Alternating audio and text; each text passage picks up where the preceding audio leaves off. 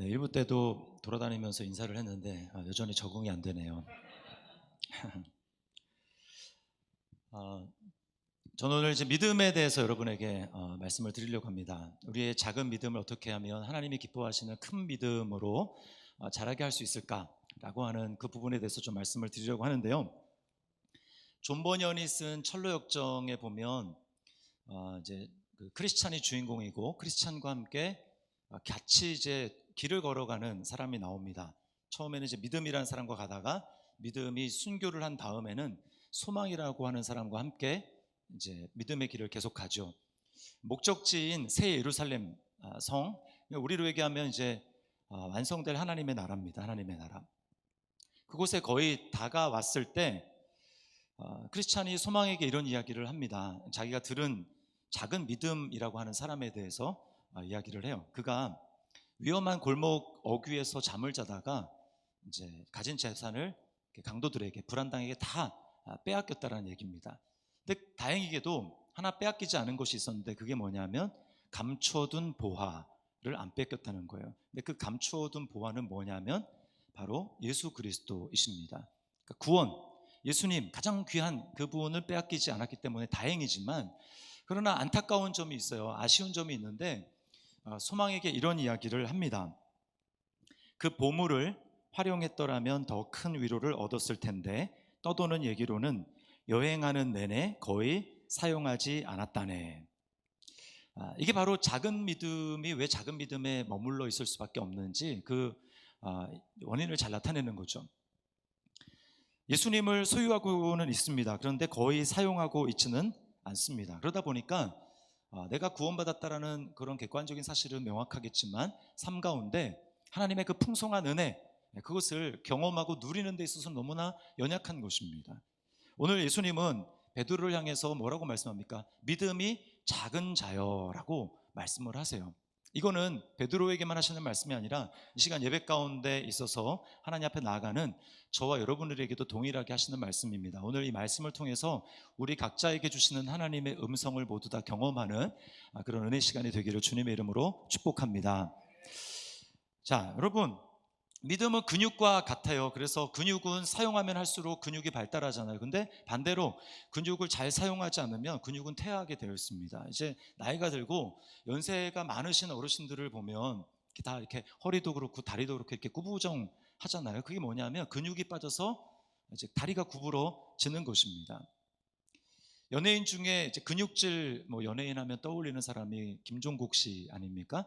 김종국 씨는 아무리 바빠도 근육 운동하는 것을 빠뜨리지 않는다고 하죠. 왜 그러냐면 근손실이 올까봐 두려워서 그런 것입니다. 그리스도인에게 가장 두려워야 될 일은 다른 게 아니라 바로 나에게 있는 예수님이 주신 믿음, 이 믿음의 근육이 약하여지지 않은가.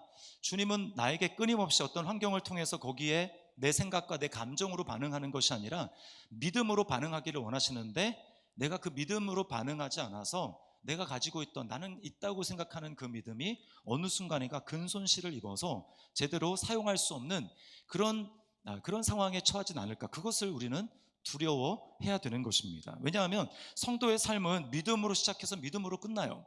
복음에는 하나님의 의가 나타나서 믿음에서 믿음으로 이르게 한다라고 말씀을 하죠. 그러니까 성도의 삶은 모든 순간이 다 믿음입니다. 지금도 우리는 믿음으로 하나님 앞에 예배하는 거예요. 믿음은 명사가 아니라 계속해서 사용하는 동사가 되는 것입니다. 주님은 우리 믿음이 강해지기를 바라요. 그리고 주님을 기쁘시게 할 수 있는 방법은 다른 게 없습니다. 딱 하나, 오직 믿음으로만 기쁘시게 할 수 있어요. 그래서 우리 모두는 하나님이 주신 나의 환경 가운데 오직 믿음으로 반응해서 주님을 기쁘시게 할 수 있기를 바랍니다. 오늘 주님은 우리를 물 위를 걷는 믿음으로 부르십니다. 물 위를 걷는 믿음이란 뭐냐면 믿음의 최고봉을 이야기를 하는 거예요. 오늘 예수님이 물 위를 걸어오시죠. 예수님 수준의 믿음을 말하는 것입니다. 자, 그런데요, 그런 믿음은 내가 갖기를 바라고 주님도 우리에게 그 믿음을 갖기를 바라시지만 내가 바란다고 그런 믿음이 갑자기 생기지 않습니다. 아까도 말씀드렸지만 믿음을 계속 사용해야지 그 물 위를 걷는 믿음이 될 수가 있는 거예요. 자, 주님은 우리의 믿음을 업그레이드 시키기 위해서 때로는 내게 버거운 상황을 허락하십니다. 그 이유는 딱 한 가지예요. 그래서 너가 믿음으로 좀 반응을 했으면 좋겠다라고 하시는 겁니다. 우리는 어려운 환경에 처하지 않으면 내게 믿음이 있는지 잘 몰라요. 그러나 그 어려운 환경에 처하면 물론 갈라지겠죠. 믿음을 사용하는 사람과 사용하지 않는 사람이 갈라지기는 하겠습니다만 믿음이 드러나게 됩니다. 믿음을 사용하게 돼요. 시험을 좋아하는 학생들은 아무도 없습니다. 시험은 다 부담스러운 거예요. 그렇지만 그 시험을 우리가 뭐 많이 공부를 하든 적게 공부를 하든 시험을 당해서 우리가 공부를 하는 동안에 어떻습니까? 시험을 통과하면서 나의 실력이 어느 정도인지 이렇게 드러나게 됩니다. 알게 되죠. 그리고 그 시험을 준비하는 과정을 통해서 성장합니다. 내 지식이 성장한다는 것을 발견하게 돼요. 이게 시험이 주는 유익입니다. 매사에 아무런 스트레스도 없고 아무런 문제도 없고 그냥 편하다 그렇게 하면 여러분 우리의 믿음을 사용할 일도 없게 되는 것이고 우리의 믿음은 점점 퇴화를 하게 되어 있습니다. 근육 운동을 할 때 이제 1kg짜리 아령 이거는 근육에 별로 부담을 주지 않아요. 한 100개 200개 할 수 있을지 모릅니다. 그러나 근육이 발달하진 않아요. 힘들지만 5kg, 10kg 이런 나에게 좀 버거운 그런 것들을 들어올리기 시작할 때 근육이 아프고 그 과정을 통해서 근육이 성장하는 것과 똑같습니다. 오늘 본문은 제자들이 풍랑을 경험하는 두 번째 사건이에요. 첫 번째 사건은 예수님이 배에 계셨습니다. 물론 배에서 주무시고 계셨어요. 그러나 예수님이 분명히 배에 계셨습니다. 그러니까 위급한 일이 있으면 예수님을 부를 수가 있죠. 아, 예수님이 함께 하시는구나. 위안을 받을 수가 있습니다. 그런데 지금은 예수님이 계시지 않아요. 배에 계시지 않습니다. 상황이 더 어려운 거예요. 하나님의 임재가 느껴지지 않습니다. 자, 제자들은 복음서를 정확을 해보면 제자들은 이게 지금 배경은 이제 오병이어 사건입니다. 오병이어 사건이 일어난 다음에 예수님은 제자들을 자기보다 먼저 호수 건너편으로 보내세요. 그때 시간이 저물 때라고 성경은 말하고 있습니다. 이제 저물 때니까 요즘 좀 해가 좀 빨리 떨어지는 것 같아요. 요즘에 한 저녁 8시라고 생각을 하면 예수님은 언제 그들에게 다시 오시냐면 오늘 보니까 밤 사경이라고 이야기를 합니다. 새벽 4시부터 6시 사이인데 좀 일찍 시간을 잡아서 새벽 4시라고 해도 저녁 8시부터 새벽 4시면 장작 8시간입니다. 8시간. 8시간을 지금 그냥 고요한 바다를 배저러 가는 게 아니고요. 지금 역풍이 맞바람이 불어서 아무리 배를 저어도 나가지가 않고요. 그리고 풍랑은 엄청나게 일어서 배에 막 물이 쏟아져 들어오는 그런 상황이에요. 언제 죽을지 모릅니다. 제자들은 온 힘을 다해서 배를 젓지만 배가 앞으로 나가지 않아요. 온 손에는 물집이 잡히고 물집이 터지면서 피가 났을지 모릅니다. 더 이상 배를 저을 힘이 없어서 다 이제 그러기 상태가 돼서 그냥 물결에 자기 몸을 내맡기는 자포자기하는 심정이 되었을 거예요. 제자들에게는 죽을 것 같았지만 주님은 제자들의 믿음을 키우기를 바라셔서 멀리서 그들의 상황을 보시고 아시긴 하시지만 금방 가시지 않습니다. 주님은 이런 거예요. 야, 너네가 지금 이런 상황 첫 번째 아니지, 두 번째지. 나는 너희가 지난번보다는 이번이 더 믿음이 성장했기를 기대하고 너희가 성장한 믿음으로 지금 이 상황에 반응하기를 바란다라고 주님은 그런 마음을 가지고 계시는 겁니다. 여러분 이스라엘 백성들도 마찬가지예요. 이집트에서 그들이 나오죠. 해방되어서 나오는데 그들은 며칠 지나지 않아서 그 앞에 거대한 홍해를 맞닥뜨리게 됩니다. 절망이죠. 뒤에는 바로의 군사가 쫓아오고 앞에는 홍해입니다. 그 상황에서 하나님은 모세에게 말씀하십니다. 야, 너 지팡이를 들고 저 바다를 향해서 들어라. 지팡이를 향해 들자 동쪽에서부터 거센 바람이 불어오기 시작합니다. 밤새도록 불었다고 해요. 그러면서 그 홍해 바다가 그들의 눈앞에서 갈라지게 됩니다. 이스라엘 백성들의 눈앞에 보이는 것은 갈라진 홍해 바다였어요. 그들은 그냥 들어가기만 하면 됩니다. 그래서 그 바다를 마른 땅처럼 건넜어요. 그러나 40년이 지난 다음에는 상황이 다릅니다. 지도자도 여호수아로 바뀌고요. 세대도 믿음의 1세대가 다 광야에서 죽고 이제 다음 세대가 가나안 땅을 향해서 들어가는데 그들 앞에는 홍해는 아니었지만 눈앞에 여전히 요단강이 가로막고 있어요. 요단강이 그들이 건널 요단강은 1년 중에 가장 물살이 세고 물량이 많은 범람하는 그런 강이었습니다. 엄청난 소리를 내면서 강이 위에서부터 쏟아져 내려오는 거예요. 그러나 하나님은 그 강을 미리 갈라주시지 않습니다. 자, 너희가 40년 동안 매일 하늘에서 만나를 내리는 걸 봤지. 그 만나를 먹었지. 그리고 구름 기둥, 불 기둥으로 내가 너희에게 자, 여기에다 텐트를 쳐야 된다. 자, 이번에는 움직여야 된다. 이렇게 너희를 인도하는 것을 너희가 다 경험했지. 그리고 불신앙으로 반응한 너희의 믿음에 부모들이 다 어떻게 되는지 너희가 봤지. 너희는 믿음으로 반응해야 돼. 나는 너희가 믿음이 더 성장하기를 기대한다 라고 하면서 이번에는 주님이 요단강을 갈라주지 않습니다. 멈춰주지 않아요. 이렇게 명령합니다. 언약궤를 맨 제사장들이 제일 앞에 나아가서 그 발을 요단강에 디뎌라. 그러면 위에서부터 내려오던 그 강물이 너희 앞에서 끊어지리라 라고 말씀을 해요. 미리 갈라주지 않습니다. 그 제사장들은 주님의 말씀에, 하나님 말씀에 순종해서 발을 정말 디딥니다. 빠져 죽을지도 모르는데 디뎌요. 거짓말같이 위에서부터 내려오던 그 강물이 끊어졌습니다. 그리고는 그들은 건넜어요. 뭡니까? 믿음이 성장했다라는 것입니다. 여러분, 예수님은 이 모든 상황을 다 알고 계세요. 힘겹게 노를 젓는 제자들의 상황을 주님은 모르는 게 아닙니다. 알고 계시는데 믿음으로 반응하기를 바라시는 거예요. 오늘 베드로를 통해서 주님이 저와 여러분에게 도전하시는 것은 더 나아가서 뭐냐 하면 나는 너희의 믿음이 그냥 단순한 믿음이 아니라 물 위를 걷는 믿음이 되기를 바란다. 여러분, 물 위를 걷는 믿음이라는 것은 어떤 것입니까? 여전히 베드로가 물 위를 나중에 걷잖아요. 그때 여전히 바람은 세차게 불었습니다. 맞바람이 계속 왔어요. 그리고 풍랑은 일어서 평소보다 물결이 엄청나게 높게 이는 그 물결이 그치지 않는 그런 상황입니다. 그럼에도 불구하고 가는 거예요. 물 위를 걷는 믿음이란 환경이 전혀 바뀌지 않았음에도 불구하고 하나님이 내게 허락하신 그 사명의 길을, 믿음의 길을 계속해서 걸어가는 것입니다. 그러면서 위축되지 않고 계속해서 찬송하고 계속해서 감사하고 기뻐하는 삶을 살아가는 거예요. 여러분, 이게 바로 물 위를 걷는 믿음이에요. 우리는 어떻게 합니까? 우리는 상황이 닥치고 힘든 일이 있거나 그러면 어떻게 해요? 하나님 앞에 환경이 바뀌기를, 문제를 해결해 주시기를 기도합니다. 물론 그렇게 기도해야죠. 그러나 주님이 우리에게 또 원하시는 것은 더 나아가서 설사 그 환경과 문제가 해결되지 않는다 할지라도 내가 전혀 나의 주님을 향한 태도에는 변함이 없어서 믿음으로 물 위를 그럼에도 걸어가는 겁니다. 우리는 하나님 앞에 기도합니다. 하나님, 남편은 언제 변화될까요? 아내가 좀 바뀌기를 바랍니다. 말썽 피우는 내 자녀들이 변화되기를 바랍니다. 나를 힘들게 하고 괴롭게 하는 저 사람, 직장에 있는, 또 교회 안에도 있을지 모르겠어요. 그런 사람 하나님 눈앞에서 좀 치워주세요. 하나님, 너무 힘듭니다. 제 질병을 고쳐주세요. 우리가 이렇게 기도하잖아요. 물론 하나님이 그렇게 해주실 것입니다. 우리가 해주실 걸 믿어야죠. 그러나 그러지 않는다 할지라도 물 위를 걷는 믿음이란 나에게 그런 상황이 있다 할지라도 조금도 주눅들지 않고 계속해서 사명의 길을 걸어가는 것입니다. 주님은 우리를 이것을 부르셨어요. 찬양 좀 같이 부를 건데요.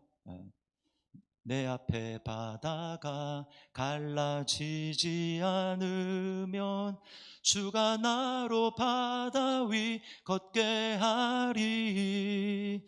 우리 모두가 이런 믿음 가질 수 있기를 바랍니다. 오늘 주님은 베드로가 예수님이 그렇게 물 위로 걸어오시는 모습을 봤어요. 그리고 도전을 받습니다. 정말 주님이 맞으시면 저를 명해서 물 위를 걸으라고 명령해 주십시오. 주님이 오라라고 말씀합니다. 그 오라라고 하는 초청은 저와 여러분을 향해서 동일하게 말씀하시는 거예요. 오라, 물 위를 걸어 오라. 베드로가 배에서, 이제 영어 성경에 보면, 메시지 성경에 보면 이제 뛰쳐나왔다고 이야기를 합니다. 그냥 펄쩍 뛰어서 나온 거예요. 그리고 예수님을 향해서 걸어갑니다. 물 위를 걷는 최초의 사람이 됐어요.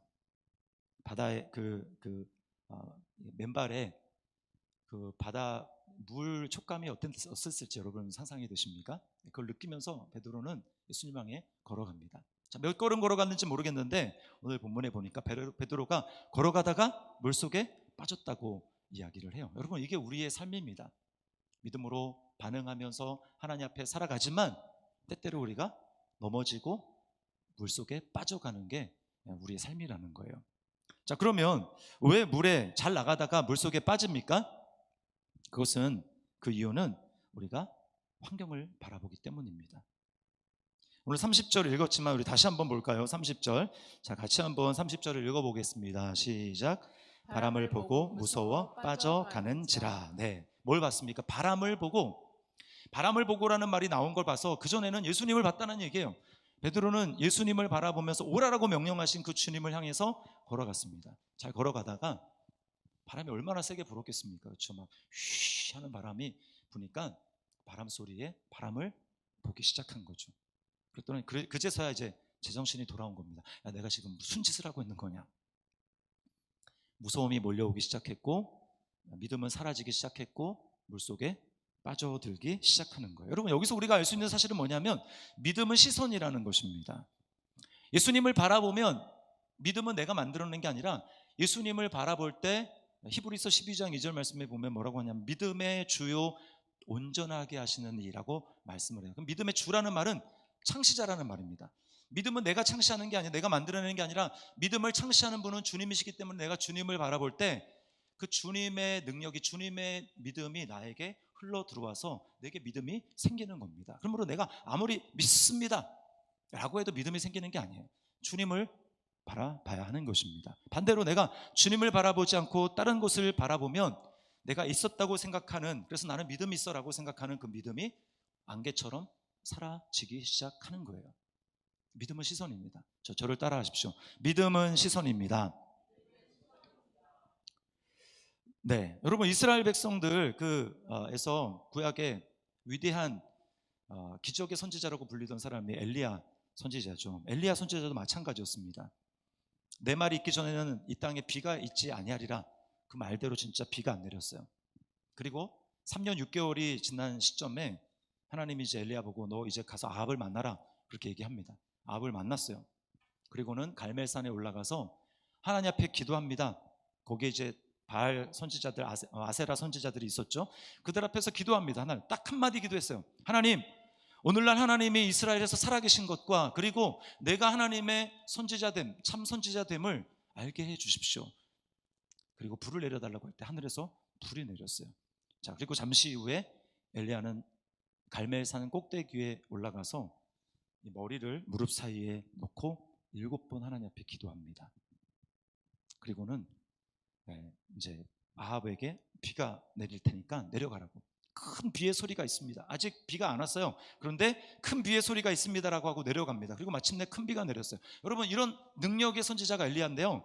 그 엘리야 선지자가 그런 기적을 일으킨 다음에 바로 몇 절, 그 다음 장에 넘어가면 엘리야가 갑자기 자기 목숨이 어떻게 될까봐 무서워가지고 저 광야로, 저 남쪽 끝에 있는 브엘세바 그 광야로 엘리야가 달려서 도망합니다. 도대체 무슨 일이 있어서 엘리야가 이렇게 됐을까요?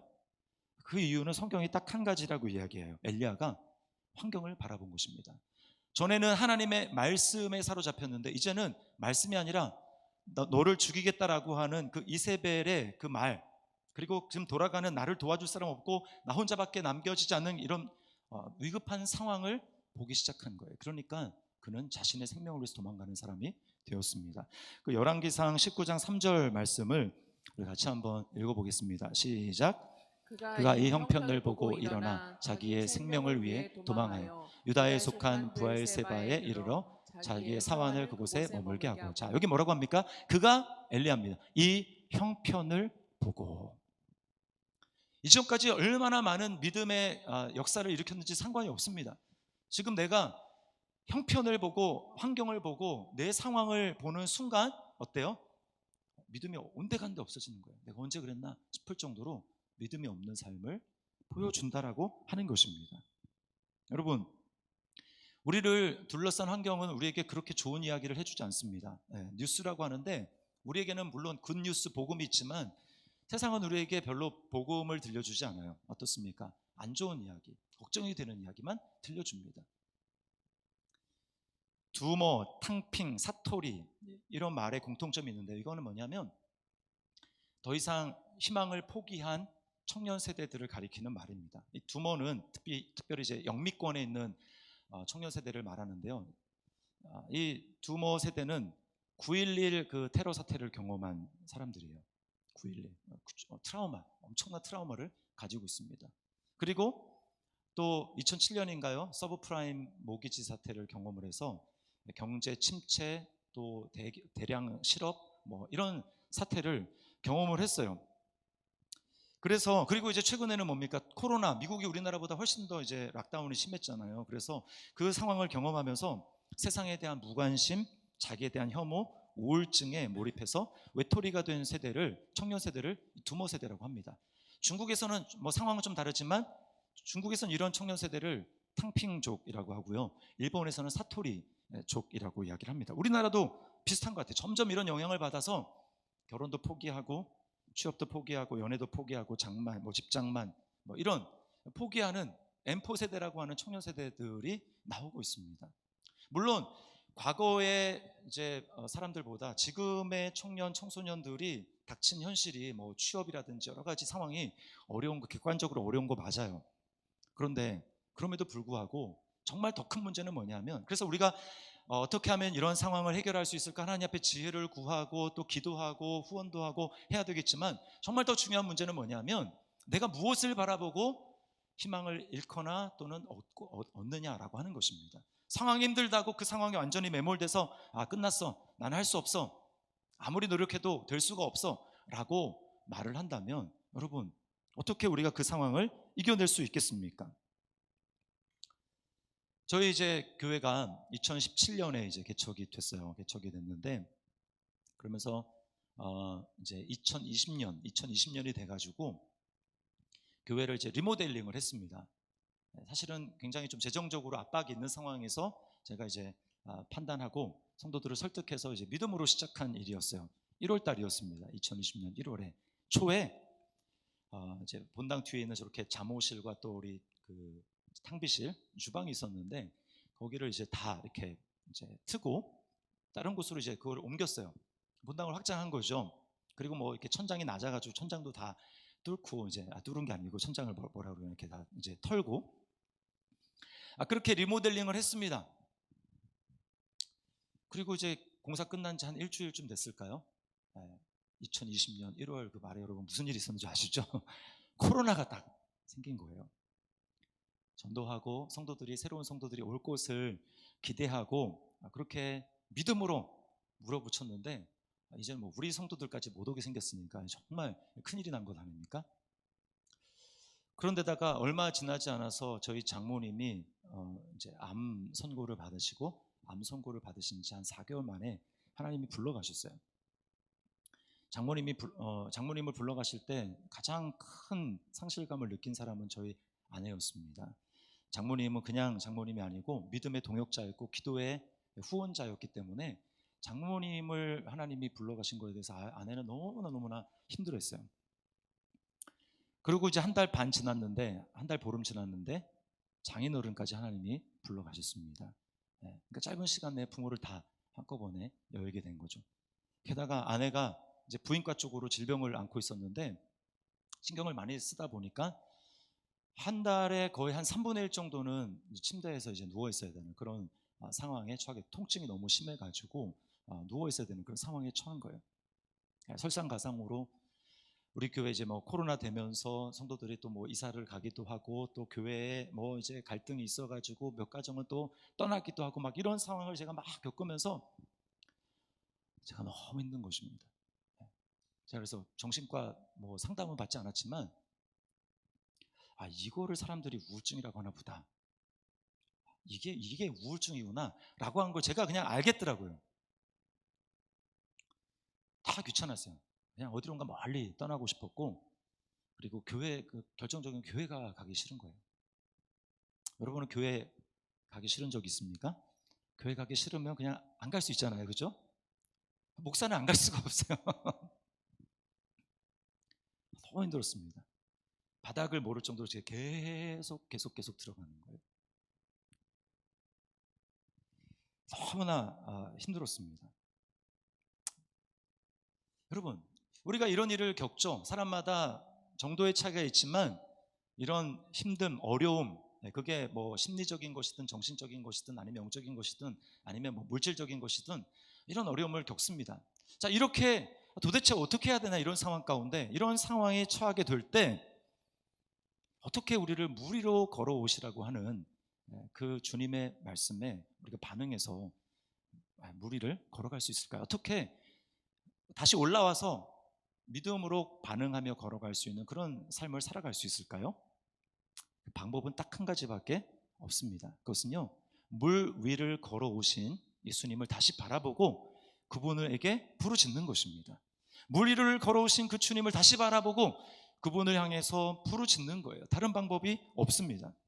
제가 말씀을 묵상하면서 참 크게 도전이 되고 위로받았던 건 뭐냐면, 주님이 우리 상황을 멀리서 그냥 관조만 하시고 그냥 아시는 것으로 끝나는 게 아니라 주님이 내 상황 가운데 오신다라는 거예요. 내 상황 가운데 들어오실 뿐만 아니라 나를 공감하시고 그 상황에서 나를 건져주시고 구원하시는 능력의 하나님이라고 하는 것입니다. 이것이 우리에게 소망이에요.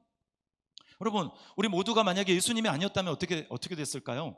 우리는 다 죄와 죽음과 절망의 이 세상의 바다에서 다 허우적거리다가, 그렇게 하다가 그 끝은 영원한 지옥, 영원한 소망이 없는 완전한 절망 가운데 거하는 것이 저와 여러분의 운명 아니었습니까? 그런 우리가 요청도 하지 않았어요, 심지어. 그러나 주님께서는 그 상황을 아시고 우리를 불쌍히 여기셔서 하늘을 가르시고 절대자, 창조주가 자신이 만드신 이 세상에, 유한한 이 세상에 인간의 몸을, 우리랑 똑같은 몸을 입고 이 세상에 오셨다라는 것입니다.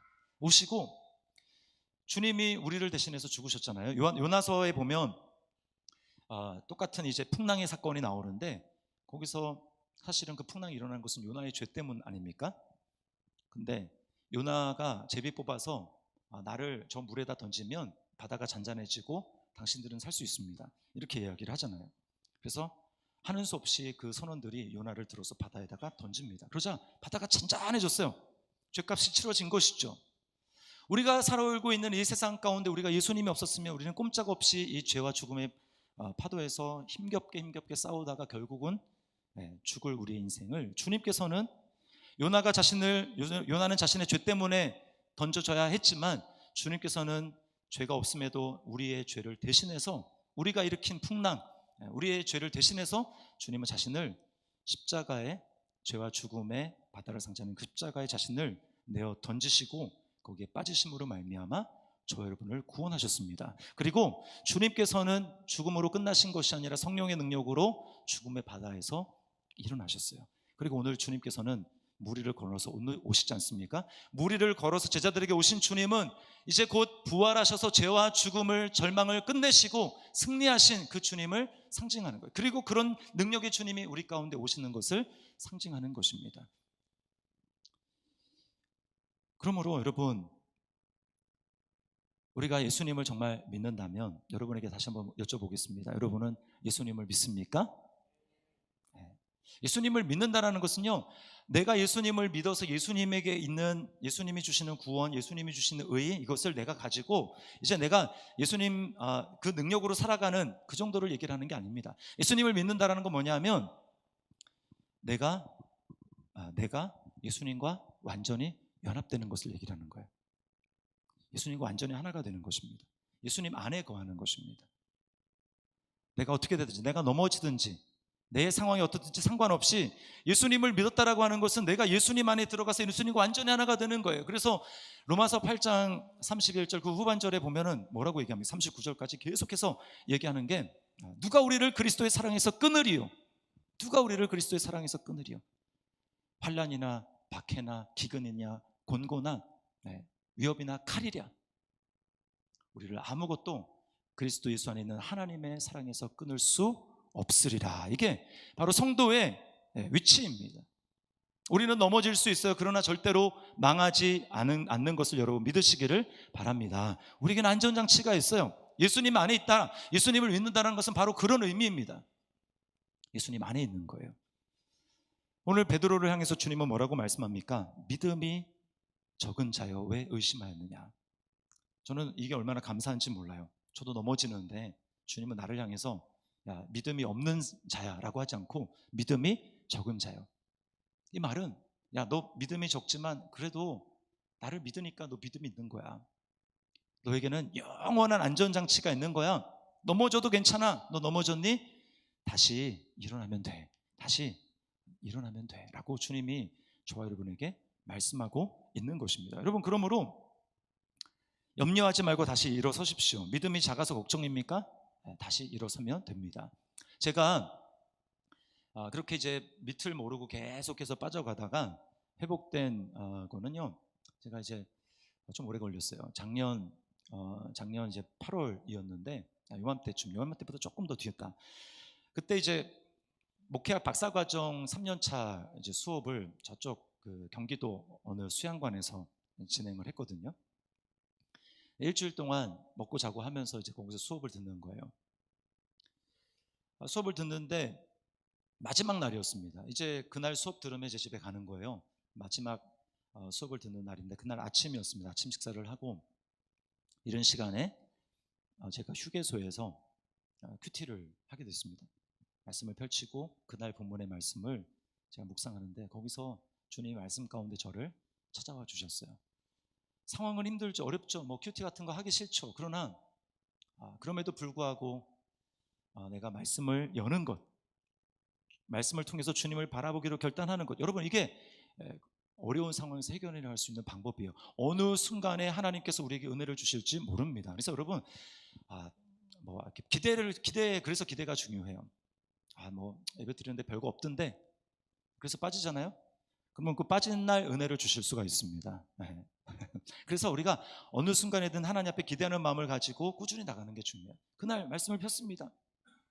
근데 놀랍게 그 말씀을 통해서 주님이 저에게 말씀하셨어요. 야, 너 지금 어디를 바라보고 있니? 내가 너와 지금 함께하고 있는데 넌 나를 바라보지 않고 왜 환경을 바라보면서 절망하고 낙심하고 왜 그러고 있니? 너가 절망하고 낙심하니까 너 마음에 동기가 다 틀어져서 지금 어려워하고 있는 거 아니냐 라고 주님께서 말씀하셨는데 제가 그 말씀에 눈물이 왈칵 나면서 기쁨과 회개의 눈물이 터졌습니다. 왜냐하면 그날 아침 저에게 말씀하신 주님이 똑같은 말씀으로 세 번째 말씀하셨기 때문이에요. 바로 전날 수업 시간에 이제 그런 걸 얘기하는 게 아닌데 그 수업 시간에 주님은 똑같은 말씀, 성경 말씀을 가지고 저에게 말씀하셨습니다. 그때는 그냥 그런가 보다 했어요. 그리고 그날 저녁이었습니다. 전날이었죠. 그날 저녁에 제가 어떤 강의를 준비하느라고 이제 미리 어떤 책을 읽는데 거기서 똑같이 주님이 저에게 말씀을 하시는 것입니다. 그런가 했어요. 다음날 아침에 제가 큐티를 하는 중에 주님이 세 번째 똑같이 저에게 그 말씀을 통해서 말씀하는 걸 통해서 제가 분명한 하나님의 음성을 들었고 제가 그때부터 회복이 되기 시작했습니다. 그 말씀을 딱 보는 순간 또 회개와 기쁨의 눈물이 저에게서 터지는 순간 캄캄하게 보여서 이게 도대체 언제 끝나나 싶었던 그 터널의 끝에, 어두움의 터널의 끝에 빛이 비추는 것을 제가 보았습니다. 그리고요 제가 더 이상 계속 내려가던 것에서 멈추고 제가 올라오기 시작했어요. 올라오기 시작했습니다. 그래서 여러분 제가 회복되니까 모든 게 다 회복이 되더라고요. 제가 회복이 되니까 모든 게 다 회복이 됐어요. 여러분 환경은 그대로였습니다. 아직은 상황이 바뀌거나 그런 게 전혀 없어요. 단지 바뀐 것은 저의 마음이 바뀌었습니다. 단지 바뀐 것은 저의 시선이 바뀌었어요. 단지 바뀐 것은 제가 주님을 바라보는 그 믿음이 바뀌게 되었다는 것입니다. 그리고 제가 믿음으로 다시 외형적으로는 똑같이 걷는 것 같았지만 이제 다른 마음을 가지고 걸었습니다. 주님이 모든 것들을 회복시켜 주셨어요. 여러분 작은 믿음이라고 자신을 자책하거나 한탄하고 있지 않습니까? 또 여러분의 주변에 나를 짓누르는 환경이 너무나 거세기 때문에 그곳에 매여서 주님을 바라보는 시선을 잃지는 않았습니까? 여러분 오늘 여러분이 각자에게 말씀하시는 주님의 음성을 들으시기를 바랍니다. 주님은 말씀하시는 거예요. 그래서 그 주님을 바라볼 때 부르시면 됩니다. 주님 저를 도와주십시오. 오늘 베드로가 잘한 것이 딱 그거였어요. 물속에 빠져들어가는데 받겠죠 주님을. 주여 나를 도우소서, 주여 나를 건지소서, 그 이야기를 하죠. 주님이 그 베드로를 건져주시는 것입니다. 여러분 이게 믿는 사람의 특권이죠. 우리 안에 계시지만 우리가 눈을 들어서 또 입을 열어서 주님께 나의 의지를 말하고 그것을 표현하게 될 때 주님은 우리에게 반응하시며 역사하시는 것입니다. 그래서 시편 50편 15절 말씀 있는데요. 같이 한번 읽어보겠습니다. 시작. 환난 날에 나를 부르라. 내가 너를 건지리니 내가 나를 영화롭게 하리로다. 아멘. 여러분, 오늘 그 주님을 바라보면서 무리를 걸어오신 주님, 나를 위해서 무리를 걸어오신 주님, 그 주님을 바라보면서 다시금 믿음으로 반응할 수 있기를 주님의 이름으로 축원합니다. 혹시 내려가고 있습니까? 멈추시고 주님을 바라보시고 주님을 향해 믿음의 소리로 부르짖으시면 주님께서 여러분을 건져주시고 우리로 하여금 물 위를 걷는 믿음의 사람 되게 하여 주실 줄 믿습니다. 우리 시간 하나님 앞에서 찬양하겠습니다.